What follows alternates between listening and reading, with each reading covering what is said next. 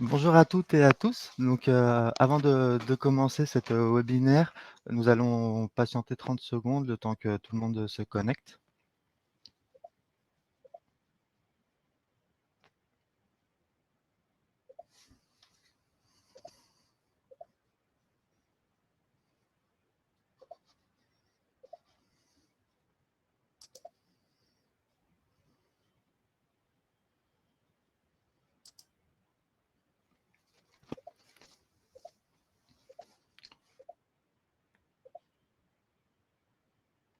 Donc, pour les personnes qui viennent de se connecter, donc bonjour à toutes et à tous à cet webinaire des semaines de l'évolution professionnelle co-organisé par les opérateurs en conseil en évolution professionnelle. Les opérateurs, donc cet webinaire est destiné aux entreprises, aux salariés et aux chefs d'entreprise et elle est co-organisée par l'APEC, le réseau EVA, le groupement Évolution, la BGE, Antea RH Conseil Corse et Axis Martinique, tous mandatés par France Compétences.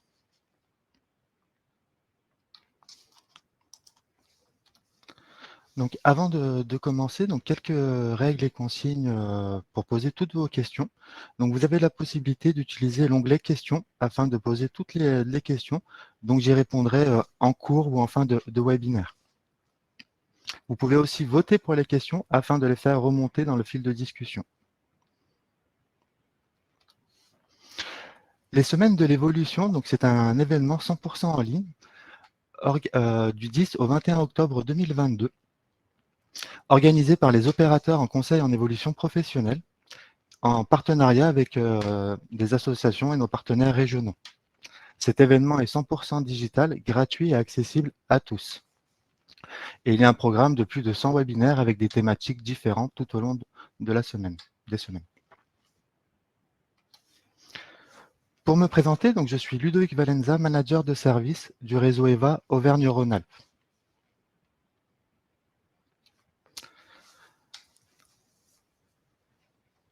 Donc, je vais vous présenter donc, toutes les étapes liées à la création d'entreprise, comment le conseil en évolution professionnelle peut m'accompagner à mettre en œuvre mon projet de création reprise d'entreprise et comment mobiliser le dispositif démissionnaire pour mettre en œuvre son projet.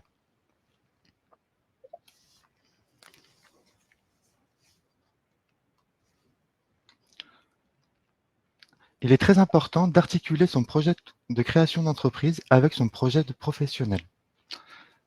Au même titre qu'un projet de formation ou de reconversion, il y a plusieurs étapes afin de mettre en œuvre et de formaliser son projet.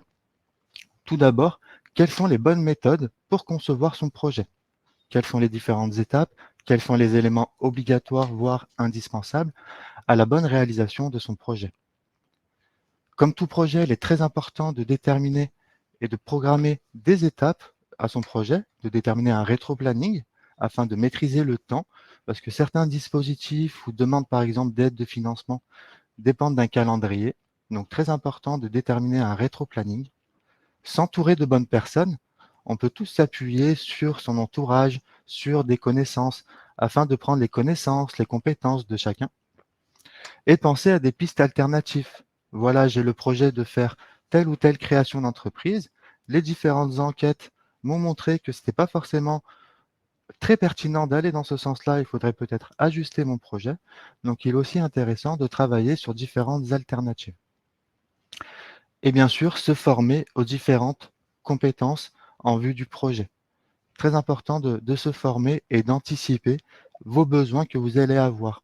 Je prends l'exemple souvent, par exemple, d'un électricien qui a été électricien pendant 20 ans et qui souhaite créer son entreprise. Mais créer son entreprise, c'est différent. C'est, par exemple, est-ce que je vais savoir recruter du personnel ou tout simplement, est-ce que je vais pouvoir communiquer facilement sur mon entreprise? Donc, tous les projets, il faut les préparer et les anticiper.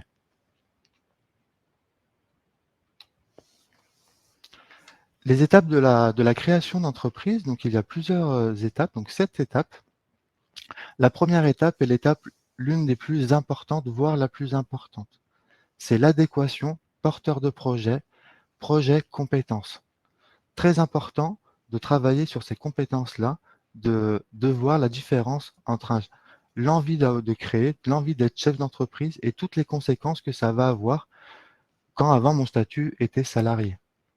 L'étude commerciale, indispensable, ou souvent appelée l'étude de marché, afin de déterminer la pertinence de se lancer dans un projet.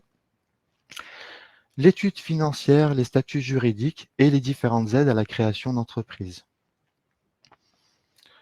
Et après, une fois qu'on a formalisé ce projet, il reste deux autres étapes, qui est la formalisation du projet, des démarches et bien sûr le démarrage de l'activité.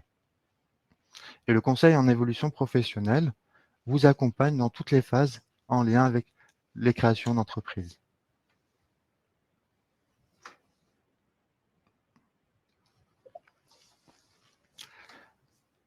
La première étape, donc l'adéquation personne, projet, compétences, est indispensable. Un chef d'entreprise, selon son parcours, par exemple, il peut avoir des diplômes en gestion d'entreprise, il peut être expert dans son métier.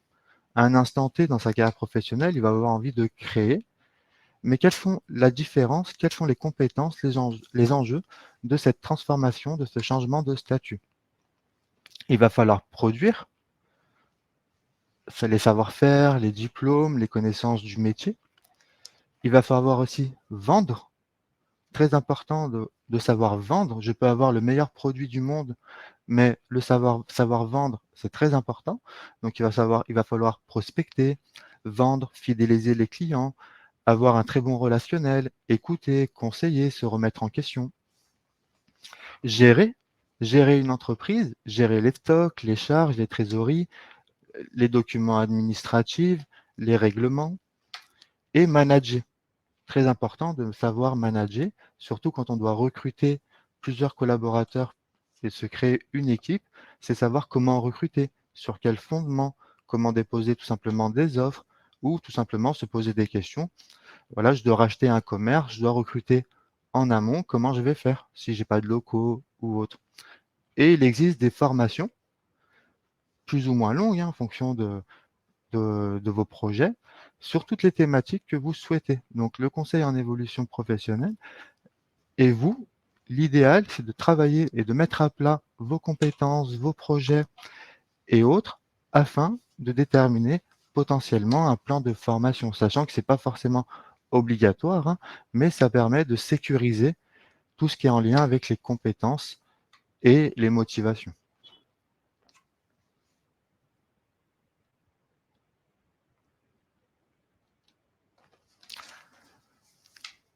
Comment travailler de l'adéquation porteur de projet et devenir chef d'entreprise? Avoir l'envie de créer son entreprise, c'est un esprit. C'est d'avoir envie de prendre un risque, de quitter une certaine stabilité en étant salarié et de prendre le risque, voilà, de l'incertitude, de dire: «Je vais créer quelque chose, une entreprise» et bien sûr ne pas avoir, par exemple, la sécurité d'un salaire. C'est un esprit d'initiative, une prise de risque et comme il y a beaucoup d'étapes, il faut être un peu combative et voilà, avoir des forces de conviction. Il faut être dans une certaine posture dynamique, savoir repérer les opportunités et les explorer et en tirer profit. Et surtout, c'est de pouvoir développer des nouveautés.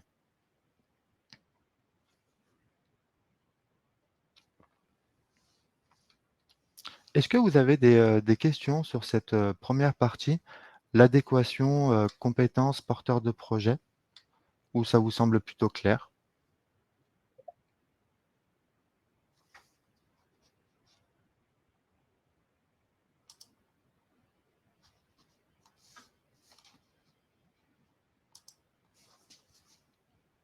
Nickel. Donc, je vois pas de questions, donc on va continuer donc, sur l'étude de marché. Donc la deuxième grande étape est une étape vraiment indispensable parce que logiquement, quand vous commencez de travailler et de formaliser votre projet, vous avez souvent l'idée. Voilà, j'ai l'idée de créer ou de reprendre telle ou telle entreprise. La première étape de travailler sur les compétences, mais maintenant l'étude de marché va permettre de voir si votre idée est viable. Est-ce que voilà, qu'est-ce qui se fait sur le terrain? Quels sont mes concurrents? Quels sont mes clients? Donc l'étude de marché est vraiment indispensable pour voir la faisabilité et adapter bien sûr votre projet. vous avez l'idée, comment vous allez adapter votre idée à la réalité. L'étude de marché, donc, c'est plusieurs aspects. Le premier aspect, c'est où? Le lieu d'implantation. Donc, selon les activités, il peut y avoir un lieu d'implantation plus ou moins important. Mais prenons l'exemple, par exemple, du centre-ville. C'est pas du tout pareil si je reprends un magasin en centre-ville ou dans une grande surface. Ça n'a pas du tout la même objectif. L'étude de marché, ça concerne aussi les acteurs. Qui sont les acteurs de mon activité? Qui sont mes clients? Qui sont mes concurrents? Qui sont mes fournisseurs? Très important d'étudier le comportement et les actes qui peuvent motiver les achats des clients. Par exemple, tout simplement, si je prends l'exemple d'un restaurant, tout simplement, par exemple, pour découvrir leur motivation, leurs besoins d'achat, leur panier moyen. Les concurrents, très important de s'appuyer sur l'existentiel et de pourquoi pas d'y travailler dessus et de l'améliorer. Les concurrents, quels produits font, quelle qualité, à quel prix. Et les fournisseurs, est-ce que je vais pouvoir me fournir et à quel prix? Quoi? Quels sont les produits et services que je vais vendre? Quels sont les avantages par rapport à mes concurrents? Est-ce que le produit que je vais vendre est demandé par des clients suite à mon enquête auprès de mes clients? Et en fait, l'étude de marché par rapport à ces différentes enquêtes, votre projet, votre produit va peut-être évoluer. Et comment? Voilà, si je dois fabriquer quelque chose, quels sont les moyens humains, les moyens matériels et quelle communication utiliser pour se faire connaître.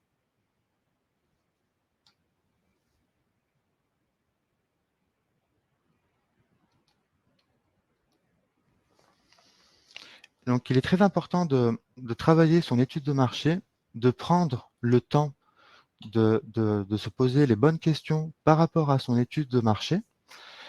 Mais les questions qu'on peut se poser après, c'est voilà, c'est comment aller interroger les personnes pour réaliser une enquête auprès des clients, comment aller interroger qu'est-ce qu'il faut regarder chez les concurrents.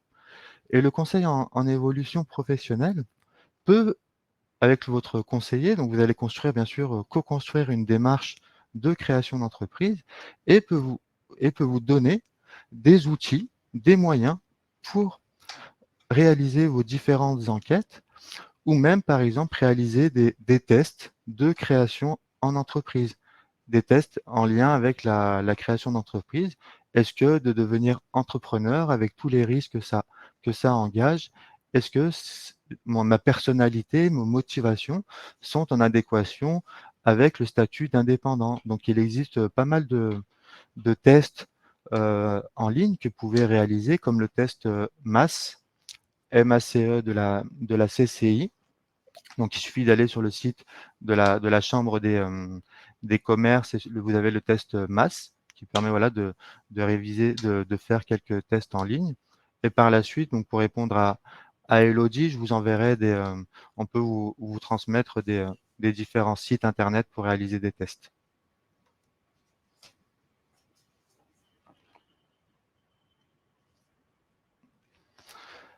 Il existe différents acteurs pour vous aider à réaliser une étude de marché. Une étude de marché, donc il existe voilà, des accompagnateurs tels les chambres consulaires qui proposent des prestations d'accompagnement donc gratuites à tout porteur de projet, donc les chambres des métiers, la chambre des commerces, la chambre d'agriculture par exemple. Il existe aussi des prestataires privés qui réalisent des accompagnements à la création d'entreprises, mais vous n'êtes pas obligé aussi de vous faire accompagner par des prestations, sachant que si vous êtes salarié ou autre, c'est pas forcément évident de pouvoir se libérer. Donc voilà, il existe plusieurs moyens pour formaliser son projet.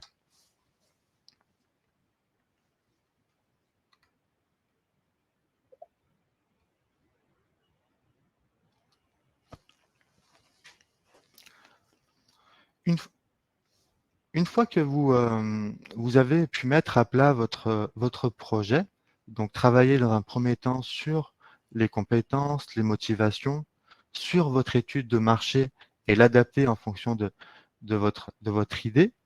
Une fois que vous allez réfléchir aussi sur comment vous allez fonctionner, quels sont les moyens humains, quels sont vos fournisseurs, quel fonds de commerce ou quelle activité, quelle création je vais réaliser. On va passer à l'étape qui est assez importante, qui est la définition des statuts juridiques et fiscaux. Donc les statuts juridiques, sociaux et fiscaux de l'entreprise, qui est souvent une question très importante que tout porteur de projet va se poser à un instant T. Quel est le bon statut juridique? Donc le statut juridique ne dépend forcément de votre projet. C'est pas quelque chose, voilà, qu'on va étudier en premier. C'est tout d'abord qu'est-ce que vous voulez faire, quels sont vos besoins, et le statut juridique va en découler. Il y a des statuts juridiques qui vont être plus faciles, il y a des entreprises selon les statuts juridiques qui vont être plus faciles à créer, comme le statut auto-entrepreneur, mais pour autant, ça ne veut pas dire, par exemple, que si vous avez une importance, une priorité plus, par exemple, sur le montant de l'impôt, ça ne veut pas dire pour autant que vous allez payer plus ou moins d'impôts. Donc, il faut vraiment étudier votre projet, même étudier que devient votre projet en fonction de plusieurs statuts juridiques.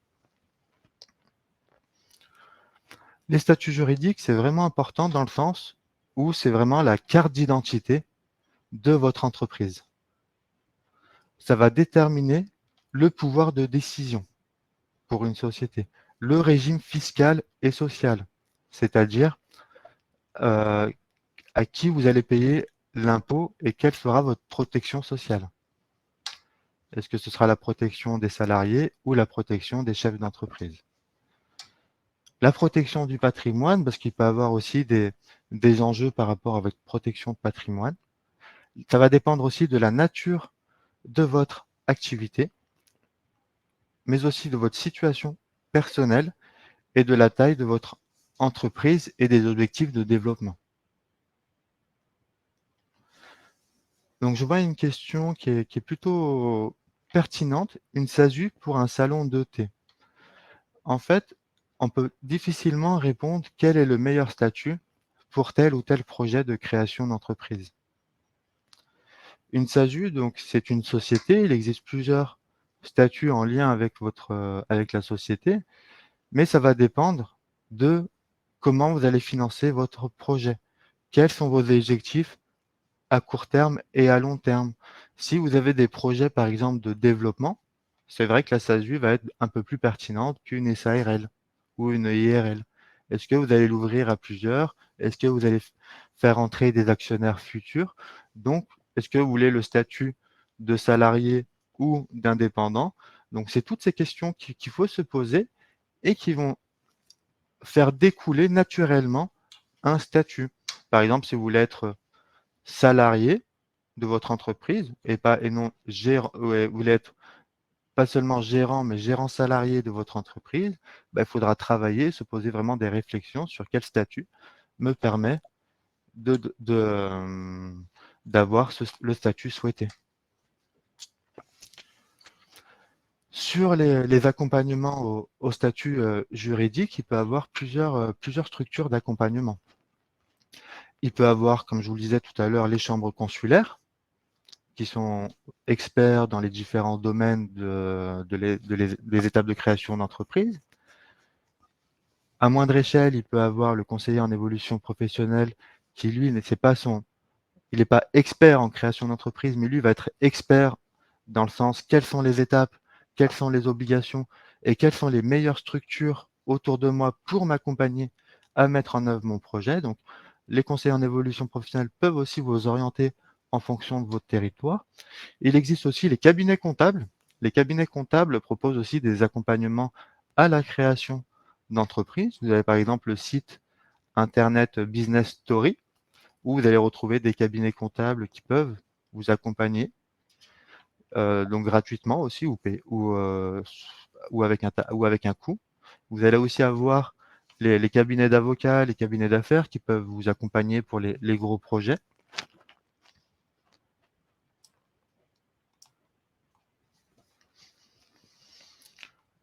Donc, voilà. Après, il faut vraiment se poser pour le choix des statuts juridiques.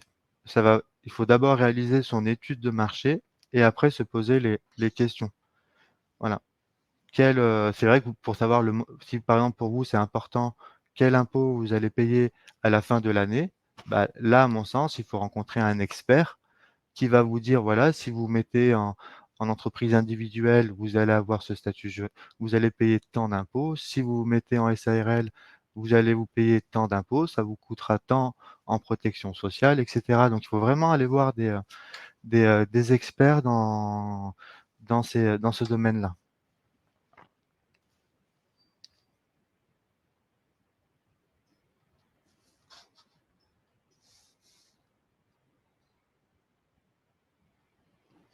Et je vous le redis pour passer à l'étape suivante, il n'existe vraiment pas de statut idéal, hein. On entend souvent, voilà, c'est ce statut-là qu'il me faut. C'est vraiment pas ça. C'est vraiment quel est votre projet, qu'est-ce que vous voulez en faire et à long terme, qu'est-ce que vous voulez faire aussi.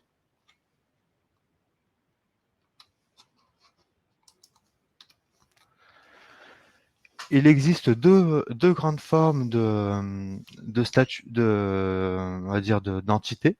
Il va y avoir les entreprises individuelles, donc mieux connues sous le nom de EI, ou différentes formes de sociétés. Concernant les entreprises individuelles, il existe le réel ou la micro-entreprise. Et l'impôt sera sur l'impôt sur le revenu. Donc ce sera une confusion avec votre patrimoine privé. Les sociétés, donc EURL, SARL, donc ce sont EURL, c'est tout simplement une SARL, mais que vous avez, où il n'y a qu'un seul, il n'y a pas plusieurs personnes, mais il y a un seul gérant. Et la SAS ou SASU. Où là, selon le statut choisir, vous allez pouvoir opter pour l'IR, l'impôt sur le revenu, ou pour l'IS, donc l'impôt pour les sociétés.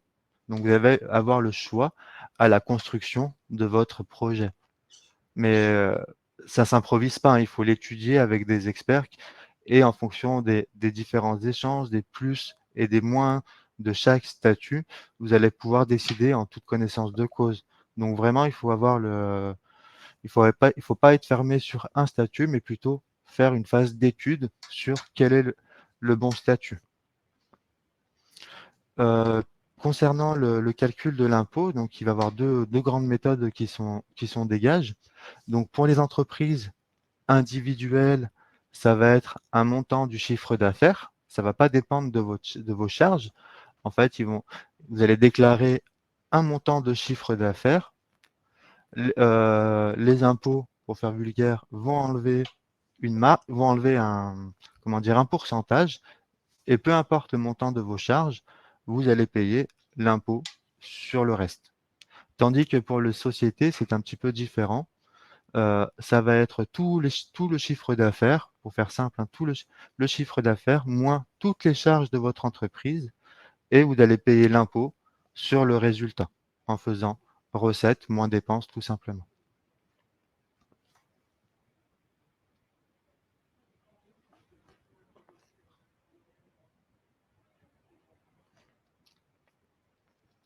Est-ce que vous avez des questions sur les statuts juridiques?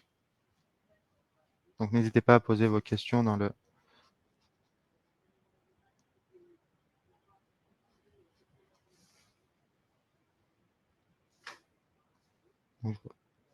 Tout semble clair. Donc pour passer à l'étape suivante, ça va être quelles sont les aides possibles que je peux avoir pour créer mon entreprise? Quelles sont les aides financières, mais pas seulement. Quelles sont par exemple les aides pour garantir mon projet, garantir un crédit? Voilà, il existe vraiment beaucoup d'aides pour tous les porteurs de projets. Il existe principalement donc des aides au financement, donc les aides de l'AGFIP pour les aides initiatives, donc le réseau initiative, les aides de France Active et de réseau Entreprendre. Et après, vous avez deux aides qui sont les plus connues ou celles qui, la plupart de tout porteurs de projets vont obtenir. c'est les aides de l'URSSAF et de Pôle emploi. Donc l'ACRE pour l'URSSAF, où là, c'est une exonération de charges sociales pour la première année, bien sûr soumis à certaines conditions. Il faut être demandeur d'emploi pour l'obtenir. Donc beaucoup de porteurs de projets passent forcément par la case demandeur d'emploi pour créer leur entreprise afin d'avoir des aides des aides à la création d'entreprise. Et vous avez aussi, c'est pas forcément une aide, c'est l'ARS de Pôle emploi, où en fait, quand vous allez vous inscrire à Pôle emploi, vous allez avoir le choix, soit au maintien de l'ARE, donc l'ARE c'est votre allocation de retour à l'emploi ou vulgairement votre chômage, et l'ARS, ou tout simplement l'ARS, c'est votre capital Pôle emploi. Donc il faut savoir que tout salarié cotise à Pôle emploi, vous ouvrez des droits à Pôle emploi, donc un certain capital, un certain montant, et l'ARS, c'est une part de ce capital. Ça va être 45% de ce capital versé en 2 fois. Et ça permet, voilà, si vous devez acheter du matériel, racheter un fonds de commerce ou autre, ça permet d'avoir, on va dire, un capital pour pouvoir l'investir. Tandis que le maintien de l'ARE, ça va être différent. Ça va être, vous allez avoir le statut de chef d'entreprise. Tous les mois, vous allez avoir votre activité et vous allez avoir un salaire, oui ou non, pas forcément les premières années. Et du coup, vous allez pouvoir bénéficier de l'ARE pendant les 2 premières années, bien sûr en fonction de vos droits Pôle emploi, mais pendant le début, les 2 premières années de votre création d'entreprise.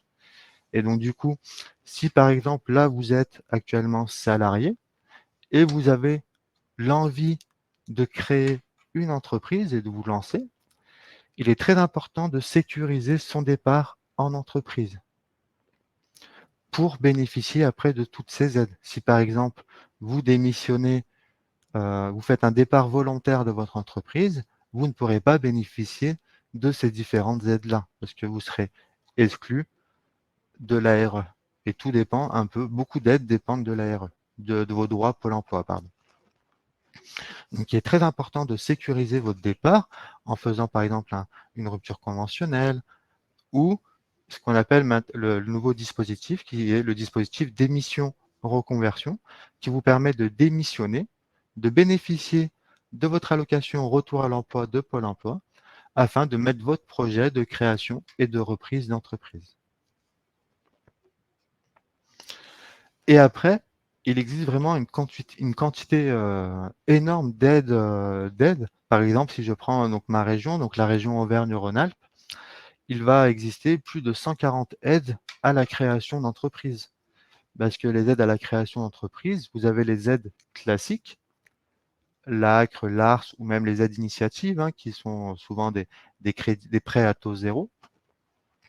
Mais vous allez aussi avoir des aides en fonction de votre projet et de votre lieu d'installation.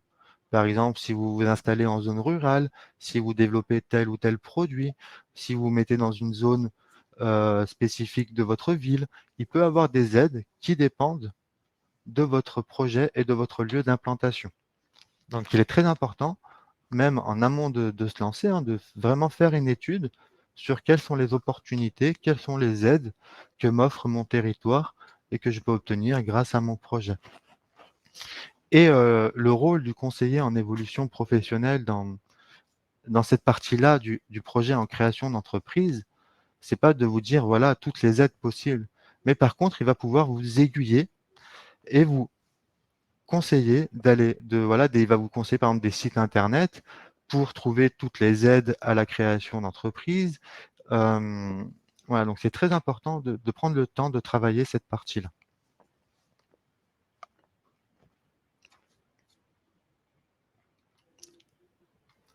Et ce qui va en découler, hein, donc ça se construit au fil de l'eau, au fil de votre projet. Il faut, à mon sens, hein, parce que l'étude de marché, vous allez rencontrer des professionnels, vous allez rencontrer des fournisseurs, les statuts, vous allez travailler sur les impôts. Donc, il est très important, au fur et à mesure de votre projet, de récupérer un maximum d'informations. des devis, vous voulez acheter du matériel, il faut bien sûr prendre des devis pour savoir après quel besoin, quel, quelle est l'ampleur de votre projet. Est-ce que vous allez pouvoir faire est-ce que vous allez devoir faire un crédit? Est-ce que vous avez l'apport personnel? Donc, il est très important de prendre un maximum d'informations au fil de votre projet pour, en finalité, pouvoir étudier votre projet d'un point de vue comptable, d'un point de vue chiffre. Donc, généralement, ce sont des documents obligatoires si, par exemple, vous voulez faire une demande de prêt, si vous voulez faire une demande d'aide ou, par exemple, bénéficier du dispositif d'émission reconversion. Ce sont souvent des documents qui sont obligatoires. Généralement, les documents comptables qu'on vous demande pour ces différents dispositifs et moyens de financement, généralement, on les demande sur 3 ans pour voir un petit peu l'évolution du projet. Et souvent, les 2 premières années, comme vous pouvez bénéficier de différentes aides, ben, le chef d'entreprise, le porteur de projet, ben, ne prend pas forcément de salaire en cours d'année et donc du coup bénéficie de l'allocation chômage pour, pour vivre tout simplement. Et la 3e année, il va avoir un salaire. Donc c'est vraiment important de le faire sur les 3 ans. Le document qui est, à mon sens, le très important parce que on dit souvent voilà des documents prévisionnels. Donc comme vous le dites, comme on le sait, le prévisionnel, c'est beaucoup d'incertitudes. Le document que vous pouvez maîtriser, c'est le premier document, c'est le plan de financement. Le plan de financement de votre projet, c'est de répondre à la question suivante. Comment financer mon projet? En gros, c'est quels sont tous mes besoins et ressources que j'ai besoin pour ouvrir mon commerce. Exemple, si je veux ouvrir un, un bar, ben, le premier jour, il va me falloir du stock pour servir les clients. Il va me falloir de la trésorerie pour rendre la monnaie. Et donc, du coup, c'est toutes ces questions-là que vous allez mettre dans votre plan de financement. Et le plan de financement, ça va comprendre plusieurs choses. Donc, il va y avoir les noms comptables. Hein, par exemple, là, vous voyez à l'écran immobilisation incorporelle, immobilisation corporelle, immobilisation financière, emprunt, etc. Donc, c'est important déjà pour vous de réaliser les différentes études pour déjà, si vous n'avez aucune connaissance comptable, pour découvrir un peu ce vocabulaire-là. Hein. Par exemple, immobilisation corporelle, c'est tout simplement, ça peut tout simplement par exemple une voiture, des meubles, un ordinateur. Incorporel, ça peut être un brevet. Immobilisation financière, ça va être tout ce qui est en lien avec la finance. Et vous avez besoin de définir tout ça. Et donc ça, vous pouvez utiliser des mots simples. Hein. Vous avez besoin d'acheter un fonds de commerce, vous avez besoin d'acheter tel ou tel matériau, etc. Après, le comptable, il mettra les mots derrière. Donc ça, ce sont tous vos besoins. Et vous allez déterminer un total besoin sur la première année, un total besoin pour ouvrir, pour commencer votre activité. Et en face, vous allez mettre les ressources qui vont dire comment vous allez financer vos besoins avec un apport personnel, différentes subventions et différents prêts bancaires. Donc ça, c'est vraiment le premier document. Les autres documents, donc ça va être le compte de résultat prévisionnel.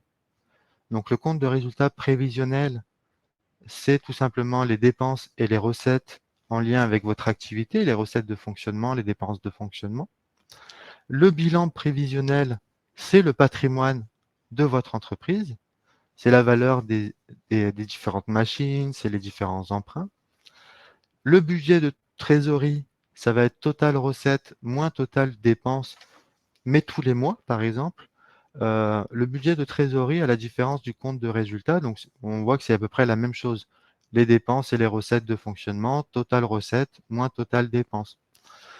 C'est pas forcément la même chose parce que le compte de résultat, ça va être sur un an, tandis que le budget et ça va être hors taxe, tandis que le budget de trésorerie, c'est vraiment ce que nous on fait au quotidien. Hein. C'est les recettes TTC moins toutes les charges TTC et combien il me reste à la fin du mois et ça permet de gérer un peu les découvertes bancaires surtout quand dans le monde de l'entreprise, on a souvent des décalages. Par exemple, les clients peuvent payer à 30 jours, etc. Donc, ça permet d'anticiper ces problèmes de trésorerie. Et après, bien sûr, il peut y avoir des indicateurs financiers qui peuvent définir la viabilité et la faisabilité du projet. On vous a mis quelques noms, la capacité d'autofinancement.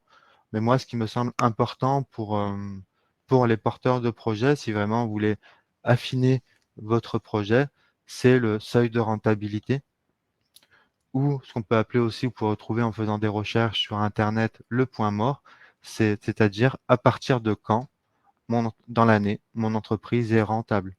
C'est pas du tout la même chose.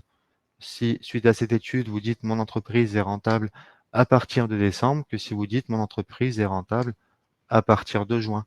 Par rapport aux financeurs et autres, c'est pas du tout la même approche.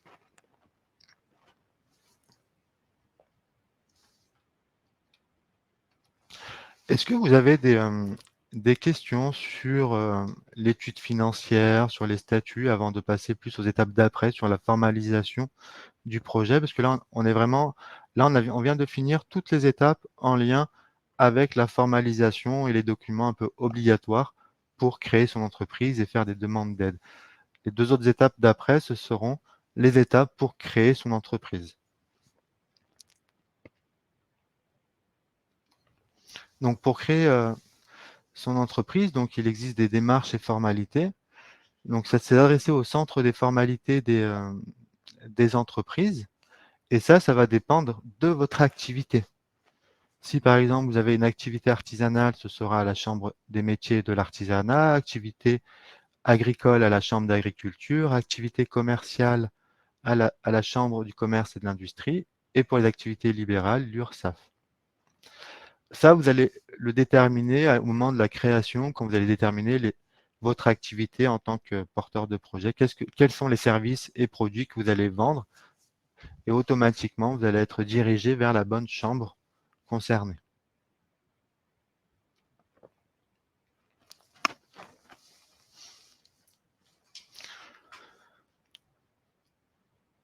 Donc, l'environnement à la création d'entreprise, donc quels sont les acteurs qui peuvent vous accompagner pour mettre en œuvre et formaliser votre projet. Donc ça va dépendre un peu de votre territoire, hein, même si on va retrouver les mêmes acteurs. On va retrouver des acteurs publics, on va retrouver des acteurs privés, mais il existe plusieurs interlocuteurs. Et il est des fois intéressant, quand vous le pouvez, quand vous avez le temps, de croiser aussi les données. Par exemple, d'aller rencontrer une chambre consulaire pour réaliser les documents obligatoires, mais aussi vous rapprocher d'un expert comptable pour, en parallèle, des experts comptables vous accompagnent aussi gratuitement à formaliser, à créer votre projet de création d'entreprise. Et ça permet, vous, de croiser les données et de vérifier la viabilité des données que vous prenez.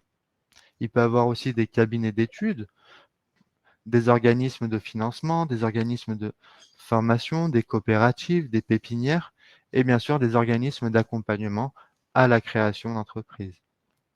Donc ces différents acteurs, ça va vraiment dépendre de votre territoire, hein.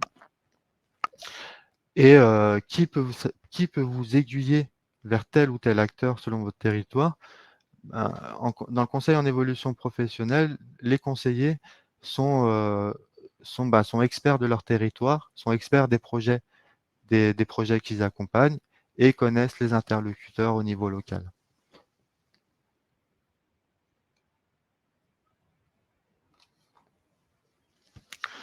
Les difficultés que vous rencontrez en tant que porteur de projet, donc un projet de création d'entreprise ou de reprise d'entreprise, bah c'est souvent, on s'aperçoit qu'il y a beaucoup d'étapes, que les informations sont trop denses, que c'est souvent des informations contradictoires. J'ai vu le site internet A, il m'a dit ça, j'ai vu un autre site internet, c'était autre chose. Très compliqué. Bah, je connais pas le vocabulaire comptable, donc ça me paraît compliqué. Les statuts, ça me paraît compliqué. Et comme je vous l'ai montré, il y a aussi beaucoup d'interlocuteurs. Et souvent, les porteurs de projets se pose des questions, voilà, quelle est l'information juste, où trouver la bonne information, qui interroger, etc.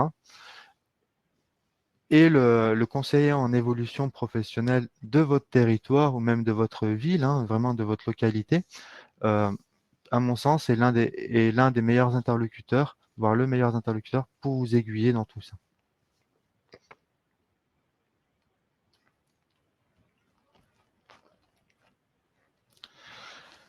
Donc, une fois que vous avez formalisé votre projet, la question que vous allez vous poser, c'est quitter mon entreprise pour construire votre projet. Et il va exister le dispositif démissionnaire qui permet de quitter son entreprise pour mettre un projet de création d'entreprise ou de formation. Pour en bénéficier, bien sûr, il faut être en CDI parce qu'on ne peut pas démissionner d'un autre contrat, mais il faut aussi avoir travaillé avant la démission 5 ans, les 5 dernières années, avec maximum 7 jours calendaires si vous avez 7 jours calendaires si vous avez eu 2 contrats, entre les 2 contrats. Et en fait, pour en bénéficier, il faut présenter à une commission régionale, donc ça dépend des régions, ce qu'on appelle le volet CEP, et la commission va dire si votre projet est réel et sérieux. Et ainsi, vous pourrez démissionner et bénéficier de tout ce qu'on a vu sur les aides à la création d'entreprises concernant l'allocation retour à l'emploi de Pôle emploi. Si vous voulez plus d'informations, vous pouvez aller sur le site d'émission Reconversion. Pour bénéficier de ce dispositif-là, le conseil en évolution professionnelle est obligatoire. Donc, si vous voulez bénéficier de ce dispositif-là, vous êtes obligé de rencontrer un conseiller en évolution professionnelle pour formaliser votre projet, bien sûr avant la démission.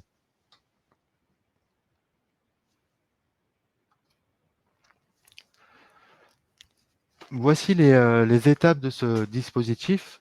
Donc, avant de vous présenter les étapes, un fort point de vigilance sur la réglementation. Donc, c'est un dispositif qui est vraiment très régi par la loi.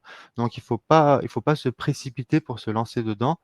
Et comme le conseil en évolution professionnelle est obligatoire, avant d'entamer des démarches de démission, contactez un conseiller en évolution professionnelle qui puisse vous accompagner dans toutes les étapes et surtout dans la première étape qui est de vérifier votre éligibilité. Est-ce que sur les 5 dernières années, vous êtes éligible au dispositif démissionnaire? Vous pouvez, donc avec le conseiller en évolution professionnelle, vous allez co-construire votre projet, donc il va vous accompagner à formaliser le volet CEP pour le passage en commission.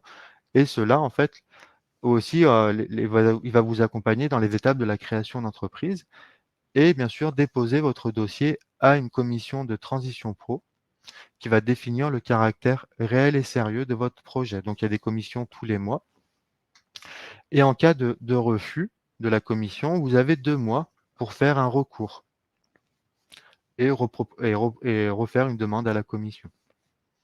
Une fois que la commission a validé votre projet du caractère réel et sérieux, vous avez 6 mois pour vous inscrire à Pôle emploi. Et après 6 mois, une fois inscrit à Pôle emploi, pour mettre en œuvre votre projet.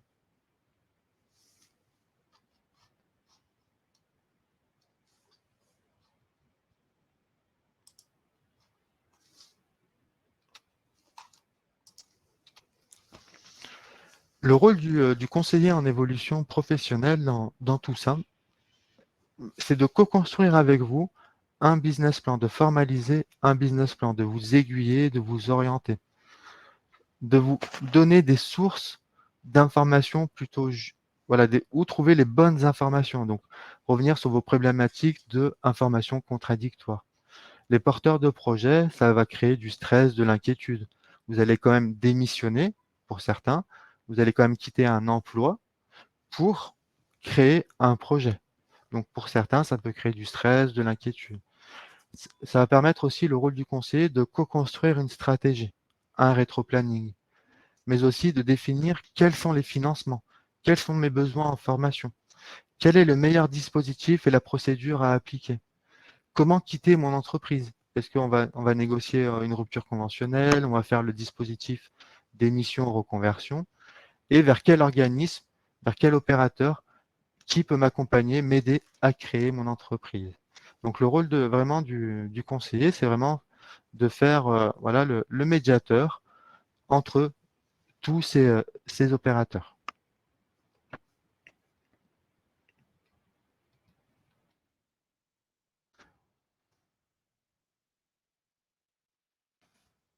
Est-ce que vous avez des questions sur voilà, sur le rôle du conseiller en évolution professionnelle ou sur d'autres points qu'on a abordés?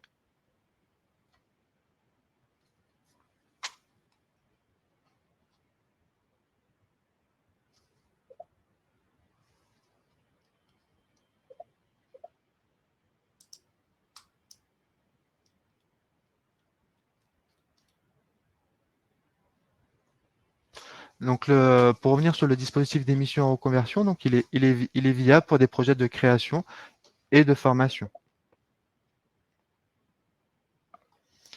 Et tous les délais qu'on a pu voir sur le dispositif démissionnaire, on ne peut pas jouer sur les délais. Si par exemple vous dépassez les délais des 6 mois, vous devez représenter un projet à la commission. Donc il est très important de respecter votre rétroplanning.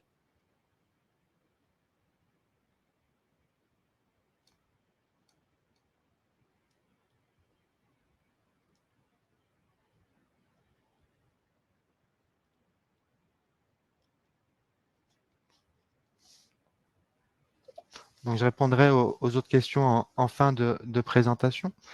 Donc le rôle le conseil en évolution professionnelle, donc c'est un dispositif qui est inscrit dans la loi et c'est un dispositif qui est gratuit. Tous les salariés et chefs d'entreprise peuvent bénéficier de ce dispositif-là, le conseil en évolution professionnelle ou le CEP. C'est confidentiel, neutre, accessible et impartial. Et l'objectif du conseil en évolution professionnelle, c'est vraiment un processus d'appui pour tous les salariés et chefs d'entreprise afin de faire le point sur leur situation et après formaliser et mettre en œuvre une stratégie en lien avec votre projet d'évolution professionnelle. Pour qui? Donc le CEP s'adresse, peu importe vos statuts, vous avez un opérateur en conseil en évolution professionnelle. Pour les salariés et chefs d'entreprise, donc ça va être le réseau EVA, par exemple pour la région Auvergne-Rhône-Alpes. C'est vraiment réparti selon les régions. L'APEC pour les cadres et les demandeurs d'emploi cadres, Pôle emploi pour les demandeurs d'emploi, les missions locales pour les moins de 26 ans et Cap emploi pour les personnes en situation de handicap. Quel est l'objectif du CEP, donc du conseil en évolution professionnelle? C'est vraiment la co-construction, l'élaboration, la formalisation et la mise en œuvre d'une stratégie pour mettre en œuvre votre projet d'évolution professionnelle, développer des compétences, à vous accompagner dans votre projet de reprise ou de création d'entreprise, pour des projets de formation ou de reconversion, pour de la recherche d'emploi ou une mobilité en interne. Donc c'est vraiment pour toutes les questions en lien avec votre évolution professionnelle, votre carrière professionnelle.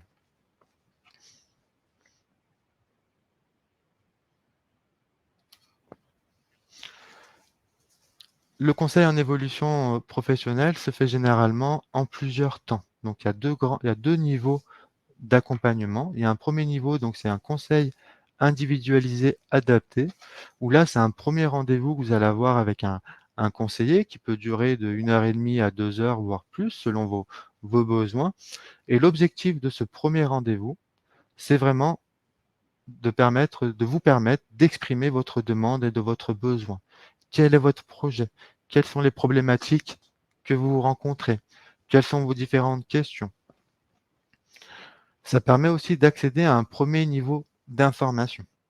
Et le cas échéant, donc c'est pas forcément obligatoire, vous allez pouvoir définir et identifier les démarches possibles et éventuelles à donner pour passer au deuxième niveau d'accompagnement personnalisé, où là, c'est vraiment un accompagnement qui peut aller environ jusqu'à 6 mois, où là, c'est vraiment la construction, la co-construction, la formalisation de votre projet.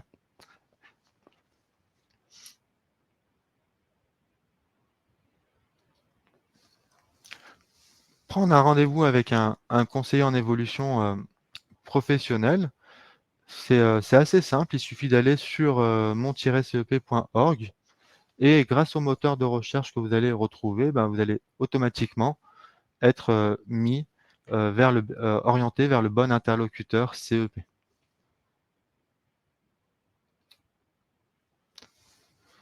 Donc merci pour votre écoute. Donc je vais répondre aux questions. Donc je vois qu'il y a pas mal de questions. Donc il nous reste 10 minutes. Donc on va prendre le temps de répondre aux questions. Donc n'hésitez pas aussi à compléter les questions, hein. Je vais essayer de répondre à tous.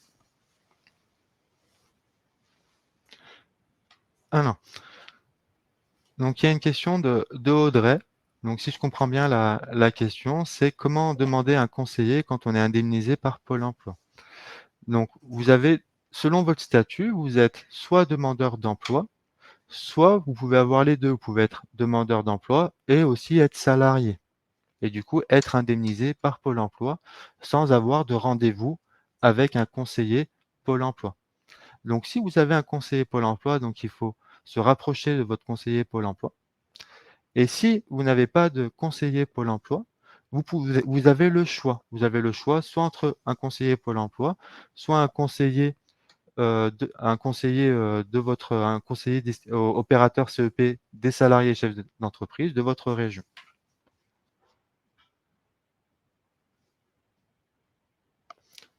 Donc le dispositif d'émission reconversion, c'est vraiment pour tout projet de création reprise d'entreprise ou même de projet de formation reconversion, hein. Si vous avez par exemple demain, même dans un premier temps, vous avez le projet de reprendre un commerce, mais avant vous voulez être salarié, vous pouvez très bien faire le dispositif d'émission reconversion pour formation et reconversion. Mais là, vous n'allez pas faire des études de marché ou faire un prévisionnel comptable. Vous allez plus étudier les perspectives d'emploi, quelle est la bonne formation pour mettre en œuvre mon projet, etc. Mais ça va marcher avec différentes étapes en fonction de votre projet.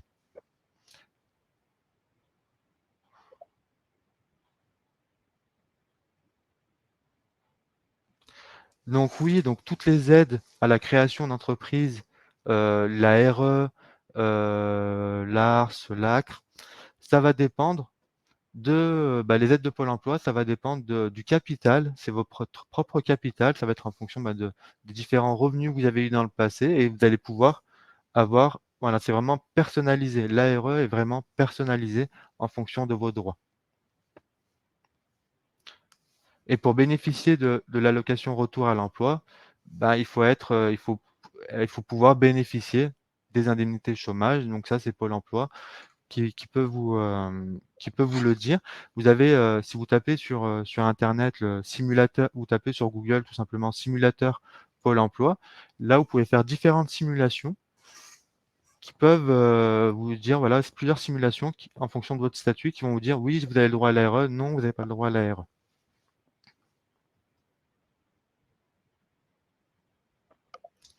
Donc, où est-ce que vous pouvez trouver tout ce qui est documents ressources sur les documents financiers et autres? Alors, comme ça, vous pouvez retrouver sur internet, tout simplement en tapant les noms, vous allez trouver différents documents. Mais à mon sens, il faut plutôt rencontrer des experts pour se lancer dans la comptabilité sur tout ce qui est documents financiers.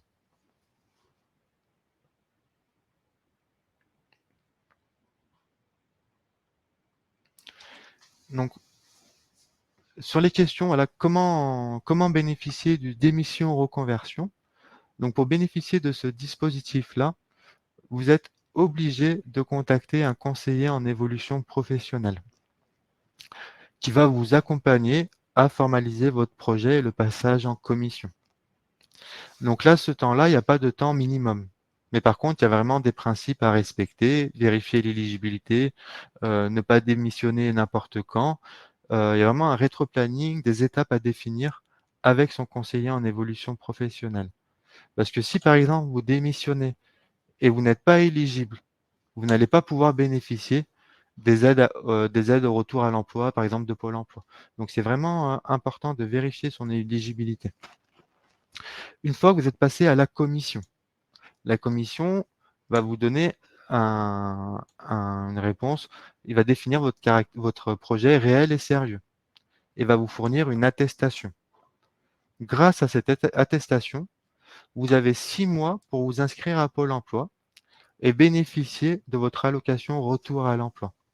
Et une fois inscrit à Pôle emploi, vous avez 6 mois pour mettre en œuvre votre projet. Voilà, c'est très important de respecter ces temps-là.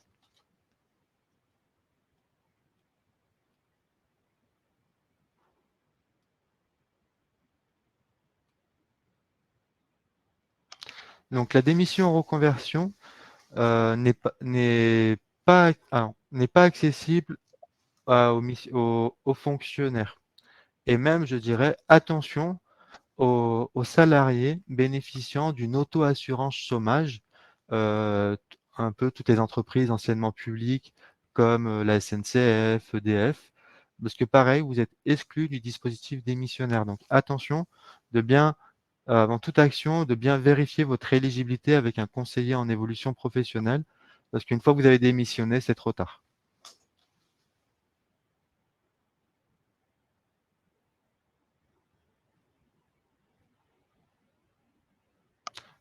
Donc, pour tout projet de création d'entreprise, ben, selon votre statut, selon votre projet, il y a des assurances obligatoires ou non à prendre.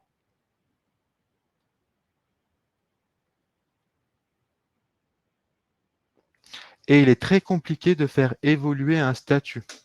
Vous voyez, un statut juridique, c'est assez compliqué à le faire évoluer, c'est un coût, un fort coût. Et donc, c'est mieux, par exemple, de définir en amont de la création de votre entreprise toutes les activités que vous allez faire, de les mettre à plat, même si c'est que des hypothèses. Ça vous évitera de changer par la suite et de repayer. Je reprends l'exemple du restaurant. Si par exemple aujourd'hui vous voulez ouvrir un restaurant et demain faire traiteur, mais vous n'êtes pas sûr, il est mieux de mettre le service traiteur dès le démarrage afin d'éviter des coûts éventuels. Et ça ne vous engage en rien.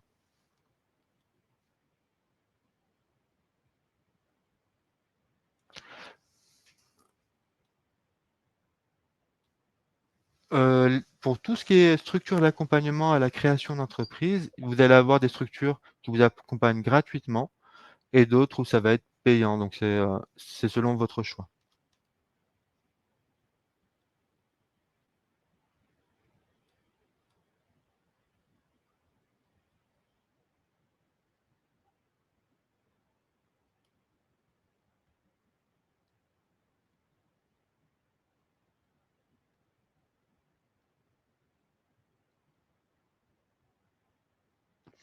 Donc sur le site de la BPI, BPI France, donc BPI tout simplement, vous allez pouvoir retrouver un moteur de recherche qui peut vous présenter les aides financières.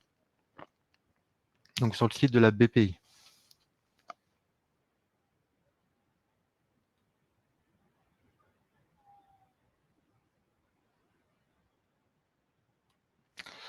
Et donc sur une question sur l'éligibilité, donc les salariés des chambres consulaires sont-ils éligibles au dispositif démissionnaire?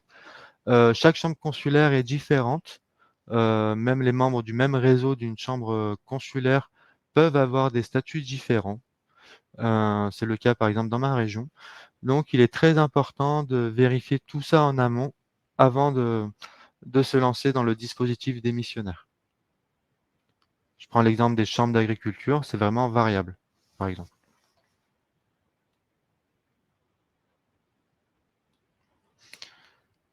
Hum, Je ne sais pas si j'ai oublié des questions, donc n'hésitez pas à voter sur les questions que j'ai oubliées pour les faire remonter, mais je n'ai pas l'impression.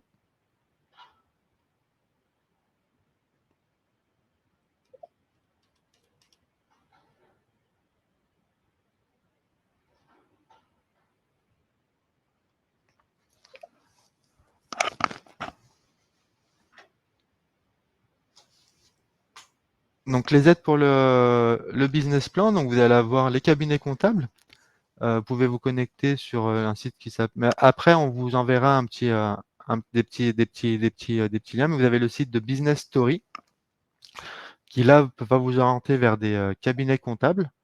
Vous avez les chambres consulaires, en fonction de l'activité que vous allez créer, peuvent vous accompagner gratuitement à créer votre business plan. Vous avez les BGE aussi qui peuvent le faire. Ça dépend vraiment de votre territoire.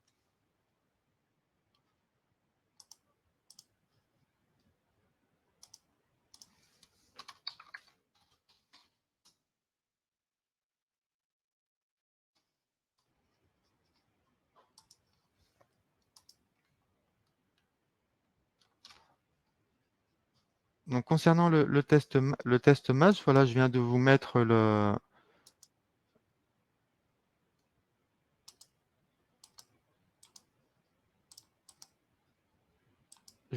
lien dans la conversation.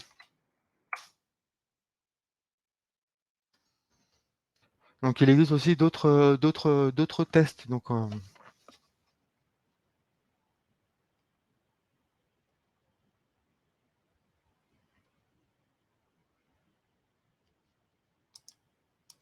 on arrive au terme de cette webinaire. Donc je vois qu'il n'y a pas